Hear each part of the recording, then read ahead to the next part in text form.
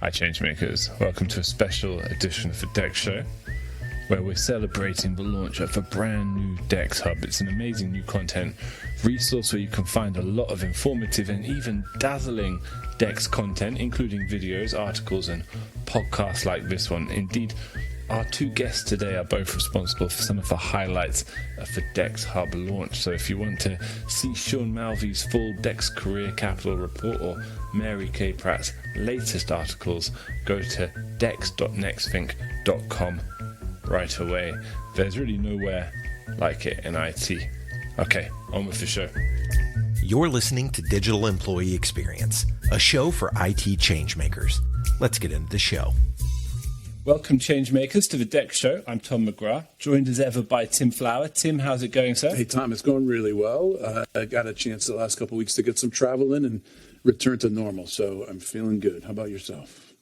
I'm doing good. I'm excited because we've got two guests on the show today. Not just two guests, but two distinguished writers. And with them, we're going to be delving into some extremely interesting data from a fascinating new report. More on that in a moment. But first of all, I'd like to welcome our first guest to the show. Mary K. Pratt is an award-winning freelance journalist and a hugely authoritative voice in the technology space, where she contributes to publications such as CIO.com, TechCrunch, and now also the brand new DEX Hub from NextThink. Mary, welcome to the show. We're very excited to have you on today. Well, thanks for having me. Glad to be here. Excellent. And I'd like to begin, before we touch on that report that I mentioned, by setting the scene with you for this wider discussion. As we begin to move into what we all hope is the post-pandemic era, it feels like the competition for skilled professionals has really never been more acute. You're hearing this across all walks of life, but it's certainly true of technology. First of all, do you think this is the case? And if so, why? Absolutely, because competition for talent of all sorts is ramping up. It was already underway. That ramp up was already underway pre-pandemic. We saw some of it even continuing during the pandemic, and we're going to see it continue in the upcoming months and years, because organizations must compete in the marketplace. And the only way to do that is going to be with good talent, not just good technology talent, but good talent across all functions. And they need this talent to be tech savvy. Not just the technology workers, all workers need to be tech savvy. They need them to be efficient, productive, competitive, critical thinkers, just to be able to not just survive, but to flourish in the upcoming years. Companies are going to be competing in the market space for market share, and they need to be able to rely on their workers to get that done. It's a great answer, Mary. And from the way you laid it out there, it almost sounds like there'd be two sets of implications for IT. One is the way that would impact IT's responsibilities towards employees and the expectations of IT. And the other is the competition for talent within IT itself. So I wonder if you could comment on both of those. In terms of the main impact for IT and how this could affect their priorities, there's a little bit of a dichotomy going on here. On the one hand, IT needs to think about their fellow employees as customers and delivering what the customers need and want. So customers today, those employees, their fellow employees, want technology that's intuitive, that's responsive, that always works, that's easy to work. They don't want to be dealing with slow systems and crashing systems, because these workers need to get their jobs done. It goes back to what we were saying about the competition for talent. Companies need workers always on, working, focused on the task at hand, not playing around with their technology or waiting for systems to do what they need to do just so the workers can get that task done. On the other hand, IT can't just deliver what employees just blanket ask for. There is not this, and that's for a lot of reasons. It might not be secure. It might not exist, right? There's the sense of, we want it instantly and everything right now. Computers don't read our minds.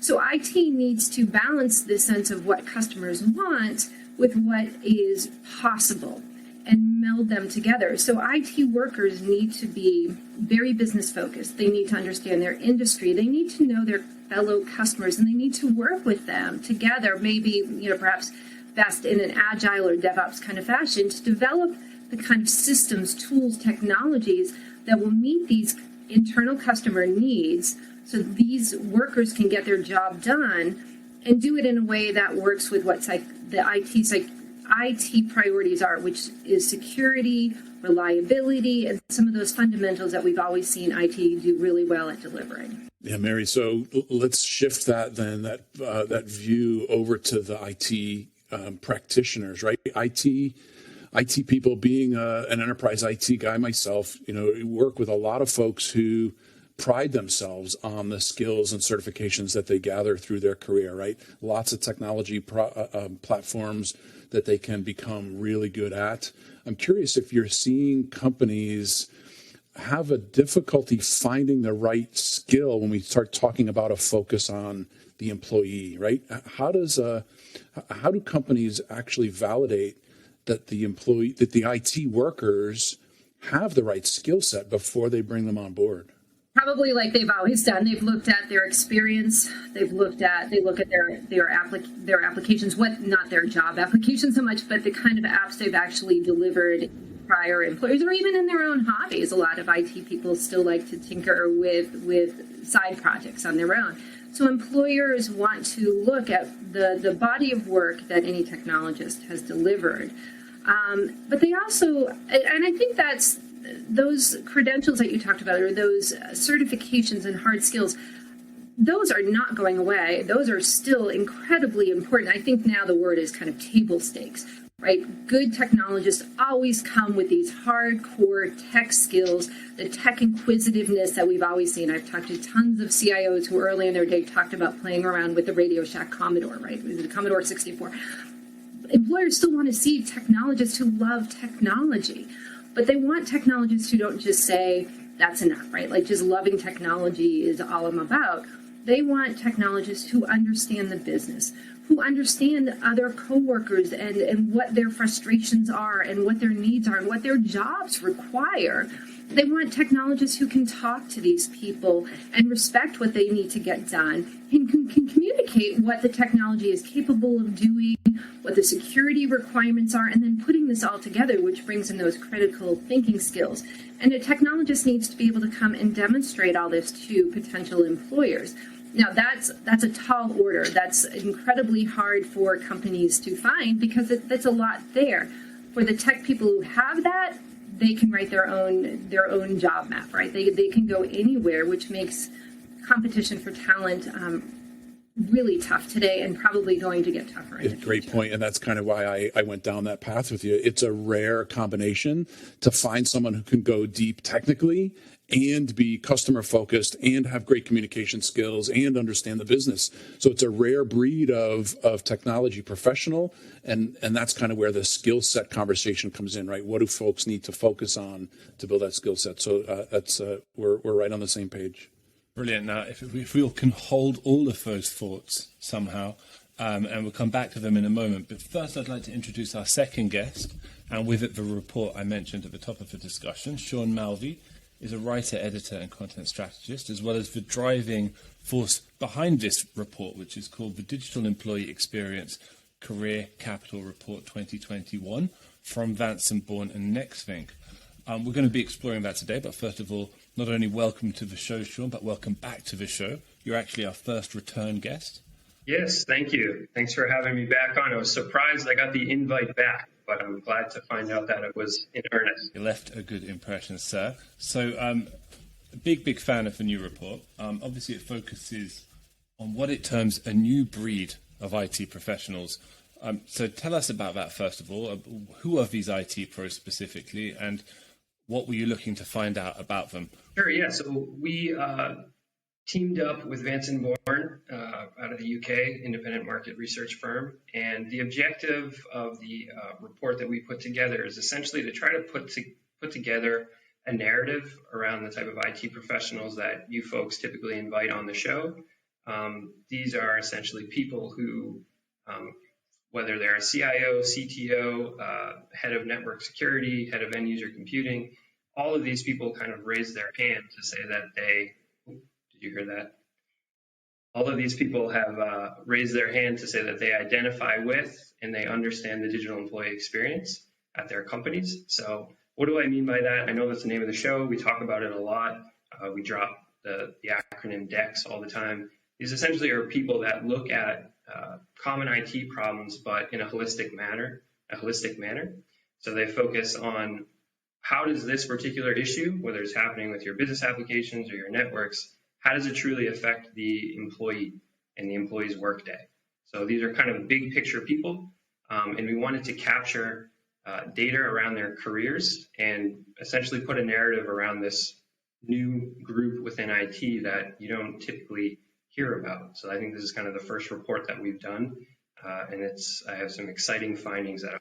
Yeah, so kind of sticking with that skill set conversation or that topic, Sean, what how did you define the audience here, the DEX practitioners, end user compute engineers and professionals?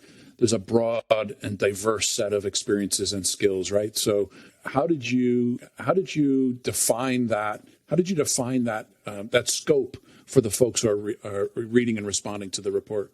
Sure. So we actually polled 1,000 IT professionals from the US, UK, France, and Germany. And one of the main qualifying questions was that they had to respond either by taking full responsibility or at least some partial responsibility or awareness of their company's digital employee experience. So that was the main qualifier. They had to raise their hands and say, essentially, I speak the same language as you. I understand these problems. And then we collected information based on their industry, different job titles. Like I mentioned, we have people all the way up from a CTO all the way down to kind of mid-level. So let me break that down. It was essentially two principal categories. We had mid-level management and then very senior level managers and leaders like in the C-suite. And those are the people that we qualified. Cut that part out. No need, Sean. So one of the phrases that stuck in my head from the report, and it's connected to a finding, of course, is the idea that DEX is now starting to influence everything IT teams do. I mean, can you tell us something about the related results to that phrase, first of all? And if, in your view, the data you found indicates that EUC as a space is in some kind of way being transformed into the DEX space itself? Sure. So let me answer the first part of your question first. So most respondents replied and said that on average, they're spending about 44% of their work week focusing exclusively on DEX-related tasks. So what does that mean?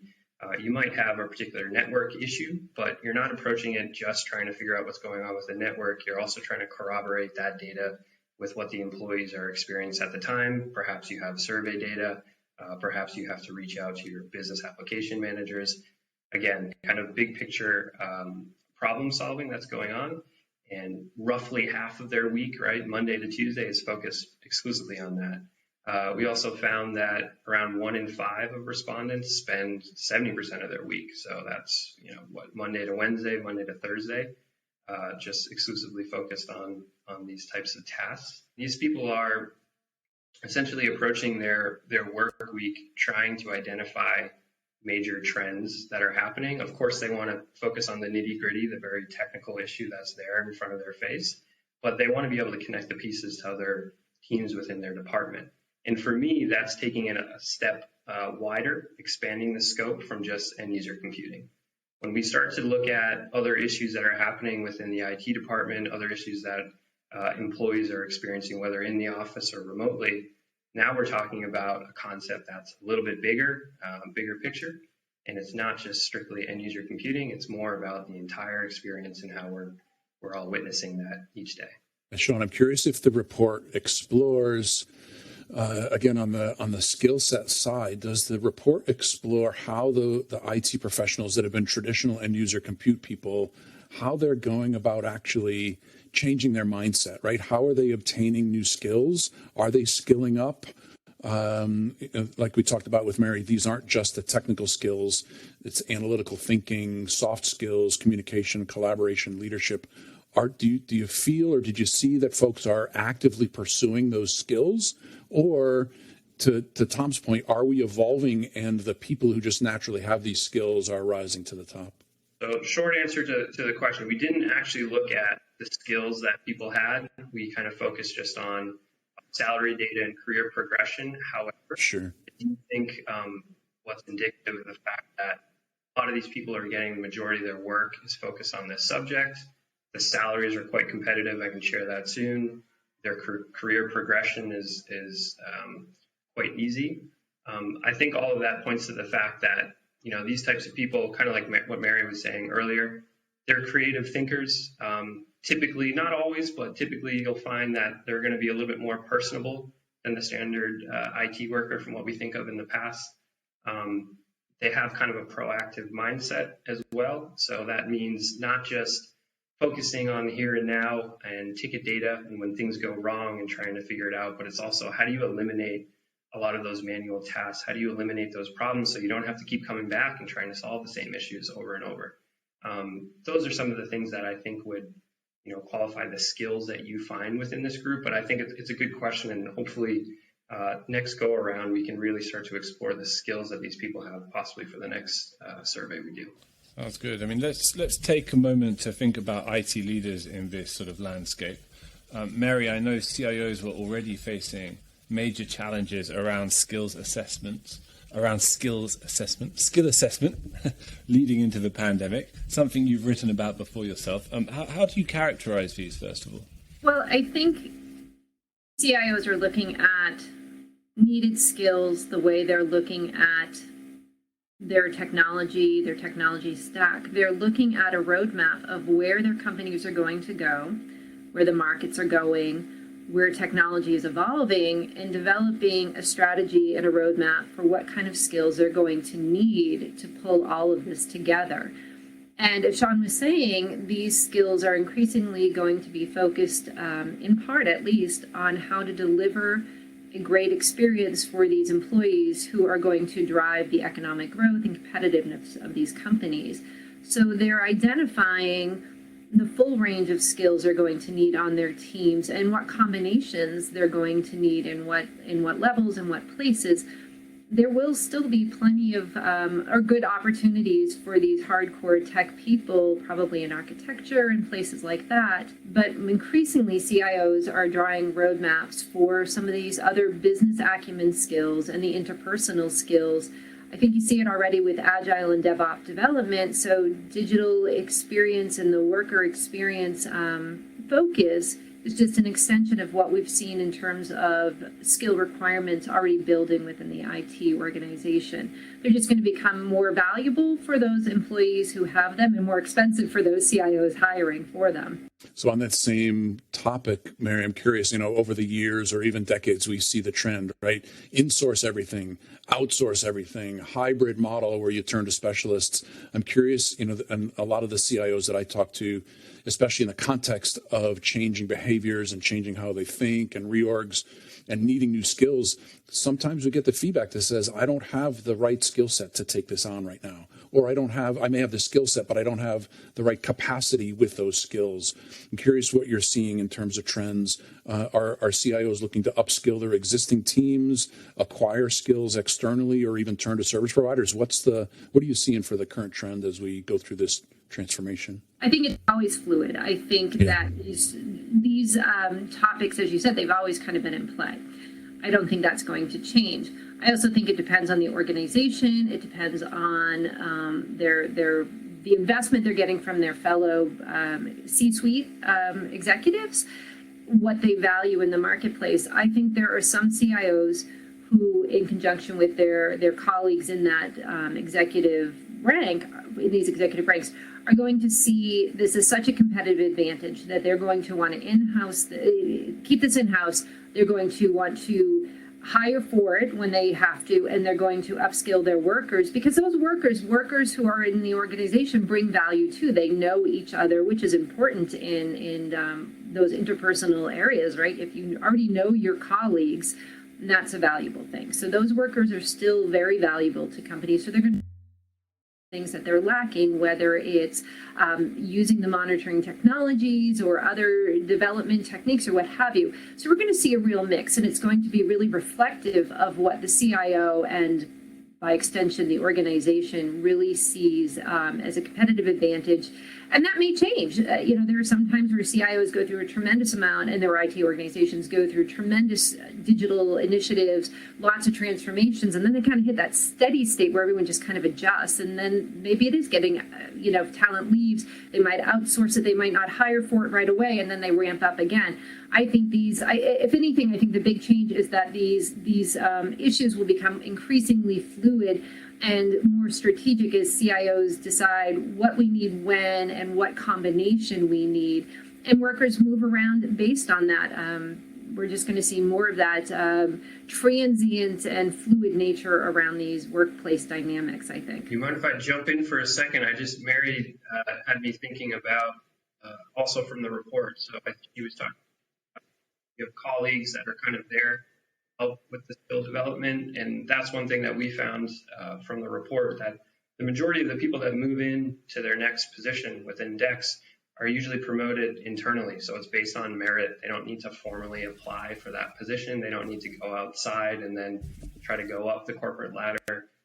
So that's one thing that kind of caught my attention. I'm not entirely sure if that's a similar trend you'd find elsewhere in IT, but it's definitely much a career path where you kind of have to prove yourself. And if you do well enough, you're going to get a bump in salary and more responsibility.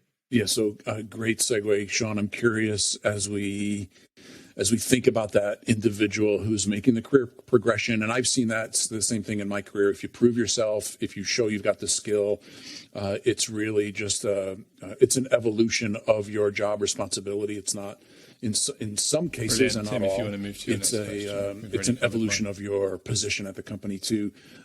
Outside of money motivators, and money is a big motivator in terms of salary and what your value is to a company. But outside of the money motivator, what are you seeing that would motivate an IT pro to make this shift into DEX, right? I love my systems management platform. I love my help desk tool. I love whatever it is that I'm working on. But why would I want to, as an IT professional, make a shift into this new world? Well, aside from salary, which I think is an important factor, I do think, maybe take a step back, and I'll try to answer it without a salary report. I do think it actually comes down to fundamental personality that you're dealing with. I think a lot of these people, again, are big picture people. They approach problems differently. Just anecdotally, I was speaking to a thought leader the other day that we're working with here at NextThink, and he talked about establishing this group of individuals that he wanted to create loyalty with them, and that they're not only very technically focused, but again, they like to try to figure out, how do we tackle a really big issue that happens in the company, and what can I do to add my little grain of salt to figure this out. Another kind of simple analogy you can think of is some of the best professors I've had in my life for economists are able to get very technical in one moment and then connect seemingly disparate pieces of information and form a cohesive narrative. And I think that's the type of person that comes from within. They have that type of belief. Maybe years later, after hitting the grindstone and working in IT for 10 or 20 years and facing the same issues, you come to that realization. That can certainly happen as well, but I do think a lot of people, this is a drive that kind of comes from within. Well, I think you did a great job answering that question without going into the salary data, Sean, but now you've got an opportunity to answer it by delving into that nitty-gritty. Tell us what you found in terms of how these professionals are being remunerated. Sure. So we found that on average, out of the 1,000 respondents we had, they average about $116,000. And that's across the 4 countries that we surveyed, which is, if you go into the specific countries, significantly higher than the industry average that you'd find in IT. I think I mentioned earlier that we split the respondents by top senior positions and middle management level. If you look at just that top tier, the top senior position within the United States, they earn significantly higher than the IT industry average, 83% higher. They average a salary of, I believe, of they average a salary of $148,000, which is about 83% higher than the industry average in the United States. The other thing that we learned about that, though, so it's not only just pay and what you're getting on paper, right? They also feel like they're remunerated correctly, right? They feel like they're earning the salary that they're given. And we found a few trends that when you have not only a high salary on paper, but you have most of those same people have support from their leadership within IT and outside of it. So they have support from the business leaders. The majority of them have support. They feel, like their jobs are taking more effect and having more impact. So when you have that combination of support within your leaders and then a high salary, it tends to make for a more positive work environment. And a few other things, if you want me to just rattle off a couple others. Some other things that I thought was interesting from this group is that 70% of them see themselves moving in to the C-suite or in senior leadership positions in the next 5 years. So this is a very ambitious, driven group. You probably find that in other aspects of IT, but I do think it's indicative of what we've experienced since the pandemic. These people are becoming more relevant, since the pandemic came into effect, and they realize that in a couple of years, if they really, put their heads down, they can move into those roles. Brilliant answer. A lot of reasons for me to find a new career in the DEX space, I think, as a practitioner rather than a content person. Mary, you've just written a wonderful new article for our brand new DEX Hub called "Why Do Employee First IT Pros Make More Money?" I'm sure some of the terrain Sean just covered, you cover there as well. Anything to add to that overview, however? I think it comes down to almost basic economics. Companies invest in areas that deliver great returns. These DEX employees, these DEX IT pros, make workers happier and more productive. If they're happier, they stay longer. If they're productive, they deliver for the company. So companies will invest in these IT pros that deliver on this because they in turn deliver the kind of returns that companies value. I think it is really just basic economics in that regard. That's the end of this week's episode. Huge thanks to Sean and Mary and Tim, of course, and a reminder to make sure you check out the new DEX Hub by NextThink at dex.nextthink.com. It's where IT changemakers connect. Until next time, changemakers. To make sure that you never miss an episode, subscribe to the show in Apple Podcasts, Spotify, or your favorite podcast player. And if you're listening on Apple Podcasts, make sure to leave a rating of the show. Just tap the number of stars you think the podcast deserves. If you'd like to learn more about how NextThink can help you improve your digital employee experience, head over to nextthink.com. Thank you so much for listening. Until next time.